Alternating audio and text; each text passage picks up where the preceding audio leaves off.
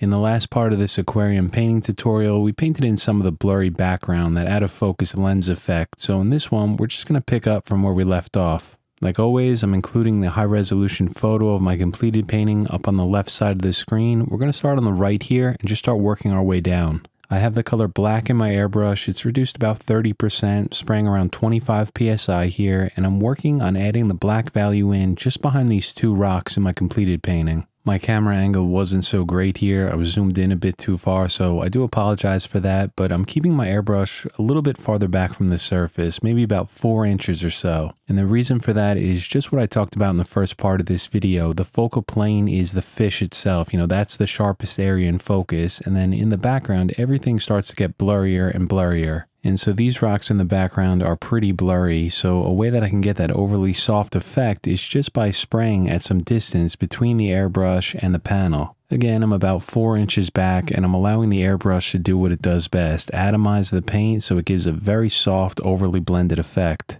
And it's important to point out that I'm not using any sort of freehand shields for this. The only mask that I have on here is the piece of cardboard blocking off the fish to prevent overspray from getting in that area. But if I used a freehand shield to paint these in, it would give me a sharp edge. One way that I can get around that is by lifting the shield, just kind of elevating it from the surface and spraying over it, or just do what I'm doing here, painting it in freehand. I'm switching from a black paint to a green. This color is called olive green. I reduced it about 10, maybe 20% or so, and again, spraying at 25 psi. This is a dark color. I didn't add any white to it, so I'm controlling my values by how much paint I spray, and I'm just focusing on adding some of the shadows within the algae just above these rocks, above that dark value below it. And again, I want this to look soft, so I'm trying to maintain some distance from my airbrush to the surface. And once I get that in, I'm going to switch over to the color white. It's a very opaque color with a little bit of yellow in it. It's about 10 parts white to 1 part yellow, and I'm going to use this to start spraying in some of the highlights. I'm starting on the 2 rocks at the bottom and then spraying in some of the lighter highlights up on the top of the algae. Normally when I'm painting, I love to use an eraser to pull out highlights, but in this part, an area that's really blurry and out of focus, an eraser is just going to add too much texture in here. That's why I'm using the lighter opaque color. If that lighter opaque paint sprayed over the top starts shifting a bit toward gray or blue, I can always glaze on a very thin layer of transparent yellow over the top. That'll shift it back toward green. Instead, what I'm going to do here is use a mixture of 50% black to 50% green. Go over this area again, spray in some more of the shadows, and lightly glaze this color over the top of those highlights. It's going to push down some of the value. I also use this color to lightly spray in the first layer of the sand color just below these rocks. If you look at my completed painting, you'll notice that there's 4 rocks on the lower right hand side, so I left the background here blank. I didn't spray in any of that color for the sand. This way, as I paint them in, it's going to be a lot easier to remove and just kind of deal with the overspray along the outer parts of these 4 rocks. I'm going back to the color olive green, again reduce about 20% with distilled water, and as I start to paint these in, you're going to see that I'm using some shields here to spray over. Now this part of the painting is in focus, so the edges are going to be sharp here, and there's going to be a lot of detail, so spraying over a shield gives me a sharp edge. And sharp edges like this are just going to help give the impression that this part of the painting is in focus, unlike the background that I just painted in. For some of this algae along the top that almost looks like hair or fur, I'm going to start by painting this in freehand, just get those shapes in place, and then to sharpen up the edges, I'm going to use an eraser to erase them out. These lines are sharp, they're thin, they're in focus, so one thing that you'll see me doing here is moving the airbrush a lot closer to the surface, unlike what I did in the background. And to sharpen up the edges a little bit more, I can switch over to an eraser like what I'm doing here. I can use this to clean up some overspray and just clean up the edges.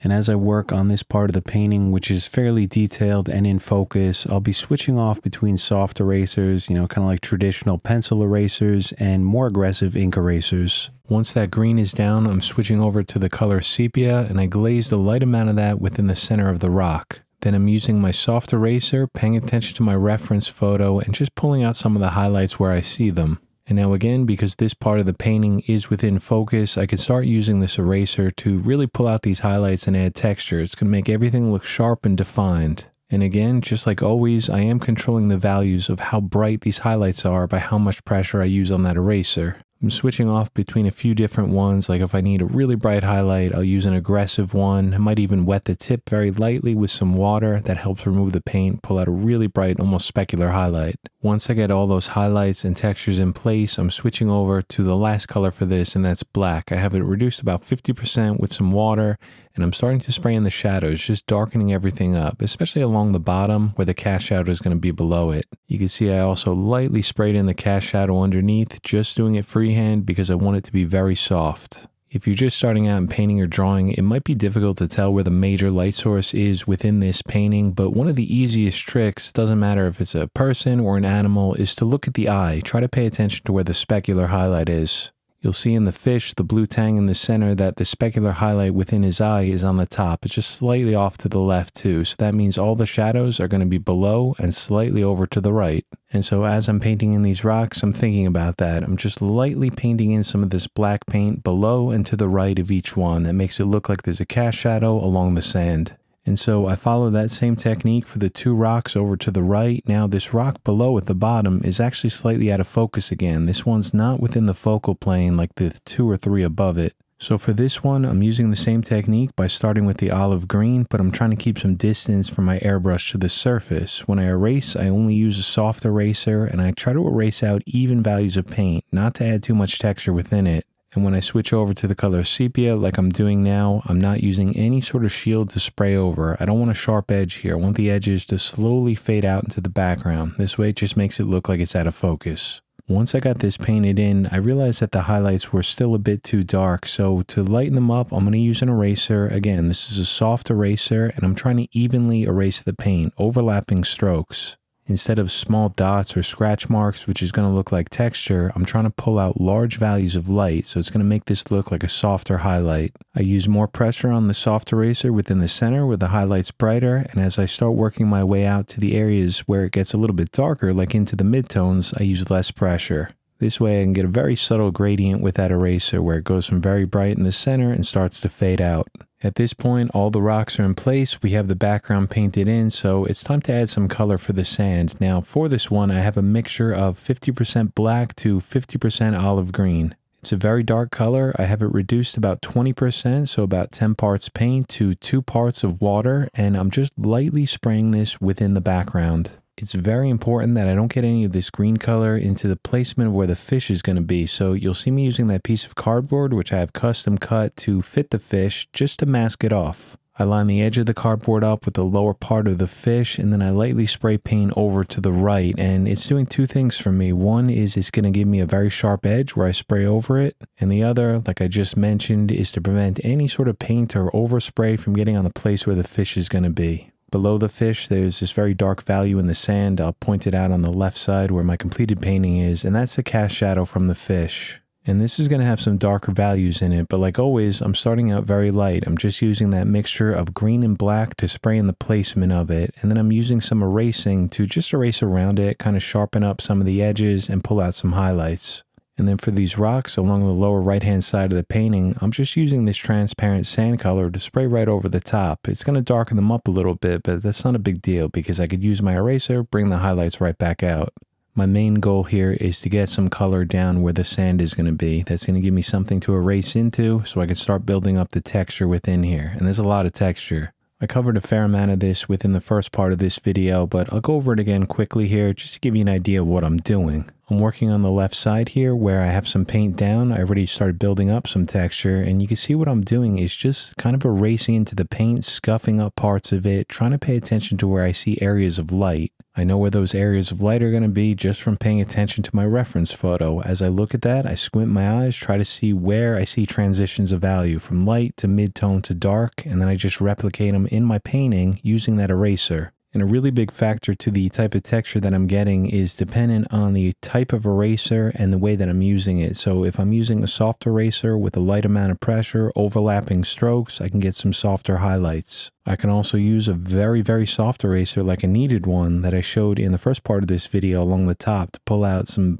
highlights that almost look like they're out of focus. They almost look like they were airbrushed in. And when I'm looking for more detail, sharper edges, meaning higher contrast between the highlight and the paint that's surrounding it, that's where I'm using an ink eraser. It's very aggressive. It cuts out a lot of paint. And as I'm doing this, adding all of this texture in, I'm just constantly switching off between them, just trying to reach for the right eraser to do the job that I'm looking for. For some of the darker textures in here, I'm using a texture stencil that I made myself. It's a piece of Mylar, 7mm, and I burned a bunch of holes in it. This way, when I lay it down, spray some paint over the top, I get a very interesting texture here. It's just a bunch of random dots of all different sizes as well. Some are smaller, some are larger. And if I want these dots to be a little bit softer, I could just slightly elevate this shield from the surface and spray over it. That way the dots are going to be a bit more diffused along the outside.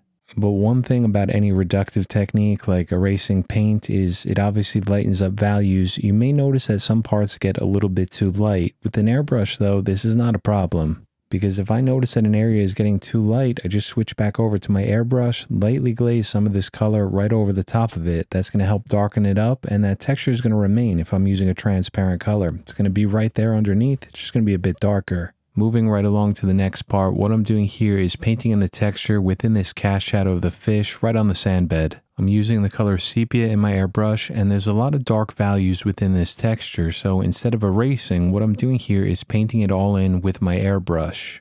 Instead of reaching for that texture stencil, which always gives you random dots, I wanted to control this. I wanted to put the dark values where I saw them in my reference. So observation is very important here, paying attention to what I see, how dark and how light these values are. And I want these sharp and defined. So one thing that I'm doing here, which you can clearly see, is I'm holding my airbrush very close to the surface. That way when I spray, I get a sharper edge. This is the opposite of the rocks in the background. I wanted those blurry, so I maintained some distance from the airbrush to the surface. This, where I want things sharper, more defined, the airbrush is closer. And this color sepia is of course a transparent color. I didn't add any white into the mixture, so again, controlling those values by how much paint is applied to this panel. In a few parts of this, I noticed that I accidentally went a little bit too dark with that sepia, so what I'm using here is a kneaded eraser, just lightly going over some areas of paint, and this just helps lighten it up. It's very easy to do. The nice thing about this kneaded eraser trick too is that it subtly lightens the area without adding any texture, so it can be useful for smaller parts of the painting that just got a bit too dark. For the rest of the texture within this sand, I'm just going to speed through it because it's the same techniques over and over again, just erasing, applying some paint with the airbrush, and maybe using that texture stencil every now and then. I'm using that green and black mixture, adjusting how much green and how much black is in it for different parts of the painting, and I'm also using a little bit of sepia for some of the shadows. And when I continue that technique up the right side of the painting for the sand texture, I get a final painting that looks like this. So we got everything in place. We have the focal effect painted in with a very blurry background. And we have a nice clean blank canvas for the fish itself. So that's what we're going to do now. We're going to start painting them in. Anytime I'm working on a picture of a person or an animal, I always like to start with the eyes. So that's what I'm going to do with this one. I'm going to start right in the center and slowly work my way out. It just gives me a little bit of confidence going forward. So in my airbrush right now, I'm using the color black. It's reduced about 1:1, so it's a bit over reduced here with distilled water, and I'm just lightly spraying in the center to get some value in place. Once I get some of the black value down within the center, I'm going to switch over to an eraser, just clean up the edges and remove some of the overspray. I want the edges sharp within the center, so what you'll see me using here is a circle template, just finding one that fits this close enough and spraying on some paint.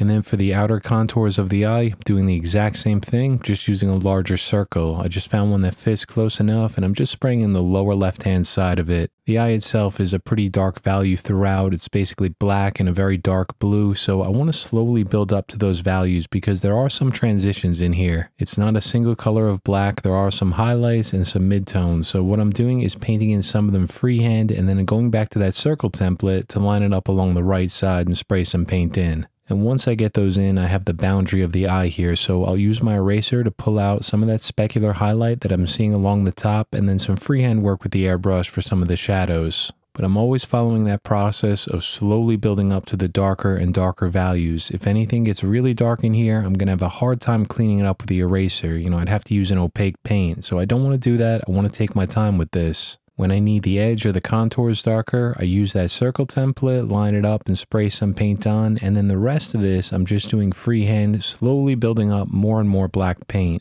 There's a few different types of specular highlights along the top part of the eye. There's kind of like this out of focus dot at the very top and then 3 dashes below it, so I just draw those in with the eraser. And one thing I'm always thinking about is the pressure that I'm using on that eraser. I'm using a soft eraser here, so a moderate to a light amount. That way it removes some of the paint, but not all of it. Now what I'm going to do is go back to the circle template, line it up, glaze some paint along the lower right hand side, and allow it to kind of dust over the specular highlight to darken it up a bit. So at this point we're getting there. It's starting to look like an eye, but it still needs to be much darker. I'm adding some more of this black paint into the pupil, then I'm using a shield along the top to spray some paint past the eye. That'll just give that very thin dark band along the outside of the specular highlight on top, and I'm seeing this in my reference photo, so I'm just copying it. After removing some more paint along that highlight with my eraser, I'm switching over to the color Phthalo Blue here. I'm using it directly from the bottle, and I'm lightly glazing this along the top part of the eye. And you'll see that as I'm doing this, it just adds a very little amount of saturation within the eye, just some color to get away from that really gray look from the black paint.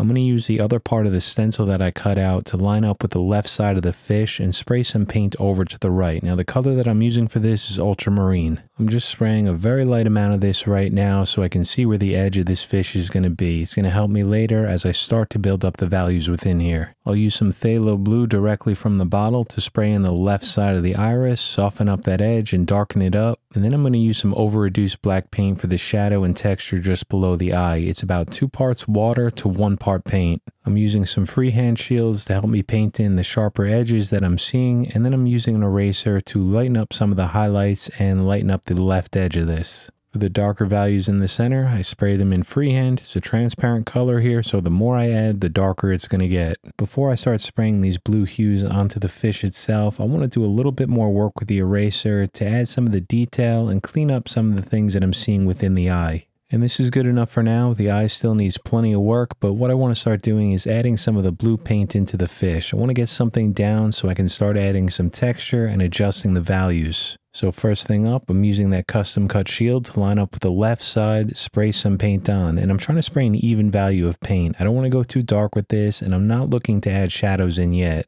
The color that I'm using is ultramarine. It's reduced about 20% with distilled water, and you can see that even value that I'm spraying down. This is going to give me something to erase into. For the dark band along the top, I'm starting out with the color cyan and a freehand shield just to get the base of it in. It's going to be a reference point like I talked about earlier, something so I know where I'm going to go with this later. It's obviously going to need to be much darker. And then it's time to start adding some of the scale textures in. So I'm using my soft eraser for that, erasing in small circular motions, making sure they overlap. You'll see I also erased out a very thin highlight along the top part of the eye. I used an aggressive eraser for that, and I just pinched off the edge so I had a sharp edge to cut out the paint. Now one thing I want to point out is that I'm speeding up parts of the video so it really looks like I'm doing this fast, but in real life, in real time, I'm working very, very slowly on this. While I'm erasing, I'm thinking about 2 things. One is the microtexture, the small little scales that I'm seeing in the reference photo. It's kind of like a bunch of little dots scattered around. And the other thing that I'm thinking about is the major transitions of value from light to mid-tone to dark, and I'm doing that with my eraser by how much pressure I use. I'll come back to this idea in a little bit when I'm using some more erasing, but what I'm going to do here is use some over-reduced black paint to start painting in the band along the top. This is going to need to be much, much darker later on, but like always, you can see that I'm starting very light with the paint, just slowly spraying it in, most of this freehand just to get the placement in. And if I need to sharpen up the edges later, which I'm sure I will, I'll use some freehand shields as I spray some more paint. That way I'll get a sharper edge and some darker values within here. I'll use that shield to mask off the left side of the fish, so as I'm spraying on this ultramarine, none of it gets in the background where the sand color is. Now I'm using my soft eraser here. This is a Faber-Castell 7056, and I'm pulling out this highlight just to the left of the eye. What I'm doing is adding a very subtle gradient in here with my eraser. It's a bit brighter on the right side, so I'm using more pressure on that eraser and making some more passes there, right next to the eye. And as that blue color starts moving along to the left, it gets lighter. So in that area, I use less pressure on the eraser and I make less passes. I just don't remove that much paint, so it stays a bit darker. And then to further darken up some of the values, I go right back over to the airbrush, spray on a little bit more of this ultramarine. I sprayed a light amount of this paint along the right side, and then I'm using that soft eraser to mark in the placement of where this highlight is going to be later on.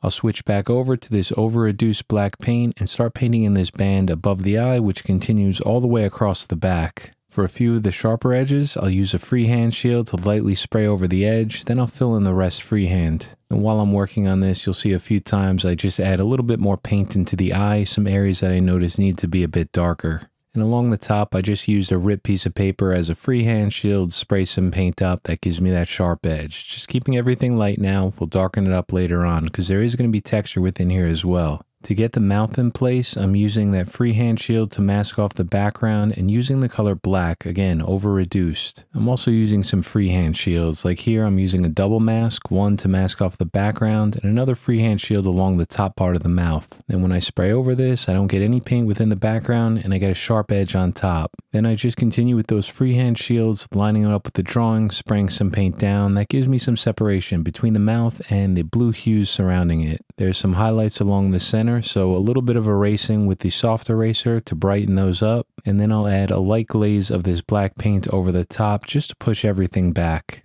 And again, just like when I was painting in the background, it's very important that I use some sort of shield to prevent overspray from getting in areas that I don't want. I don't want this color getting into the background, so I mask it off. I want to get some of these blue hues in surrounding the mouth, so again, I am going back to that shield, lining it up and spraying some ultramarine along the top and along the bottom. I also added a small shadow in here by using my freehand shield, lining it up slightly above the mouth and spraying some paint in. That gives me a shadow. Later I'll come in with my eraser to pull out the corresponding highlight to the left of it.